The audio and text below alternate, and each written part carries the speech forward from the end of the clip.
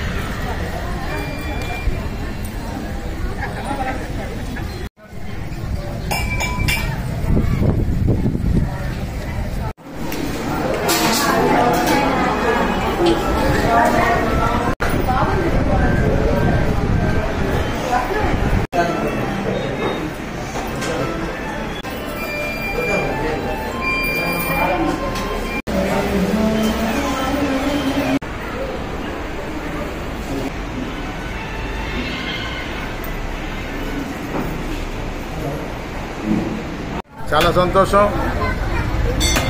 22 సంవత్సరాల క్రితం ఈ దేవాలయాన్ని మా సోదరుడు గోపాల్ రెడ్డి, సుజాతమ్మ గారు మా తండ్రి శంకర్ రెడ్డి గారి జ్ఞాపకార్థం ఒక ట్రస్ట్ ఏర్పాటు చేసి అతను గుర్తుండే విధంగా ఈ దేవాలయాన్ని నిర్మించడం జరిగింది. 2 సంవత్సరాలుగా ఈ దేవాలయాన్ని నిర్మించారు. ఇది 22వ గురు పౌర్ణమి మహోత్సవం. నిజం చెప్పాలంటే ఈ దేవాలయం నిర్మించినప్పుడు దేవాలయాన్ని దాదాపు కిలోమీటర్ దూరంగా ఒక ఇల్లు కానీ జనసంచారంగా ఉండేది. అలాంటి టైంలో మా పొలం, ఇది సొంత పొలం, మా గోపాల్ రెడ్డి గారు దీన్ని దాదాపు 50 ఏళ్ల క్రితం 72లో అడ్వాన్స్ తీసుకొని అమ్మడం కూడా జరిగింది.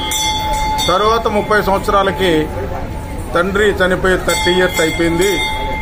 నాన్న శంకరెడ్డి గారి పేరుతో ఏదైనా చేద్దామని మా గోపాల్ రెడ్డి గారు తరచూ నాతో అంటుండేవాళ్ళు.